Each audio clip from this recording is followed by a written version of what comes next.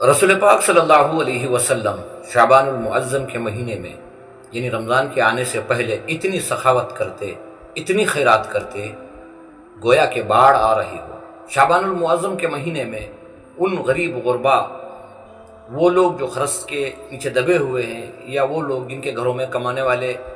بالکل کمزور ہیں، یا وہ گھر جن کے گھر میں کمانے والے کم ہیں مگر کھانے والے اخراجات زیادہ ہیں، اگر ایسے گھروں میں اور رمضان المبارک کے مہینے کے آنے سے پہلے اگر کچھ صدقہ خیرات کر دیا جائے، کچھ سخاوت کر دی جائے، تو بہتر ہے کہ ان کا رمضان اچھے طریقے سے گزر پائے گا۔ تمہارے دینے سے یا ہمارے دینے سے اگر کسی کا رمضان اچھا گزر جائے تو اس سے بہتر کیا نیکی ہو سکتی ہے۔ بہت سارے لوگ رمضان کے بابرکت مہینے میں بھی صدقہ اور خیرات کرتے ہیں، بہتر ہے، کرنا چاہیے،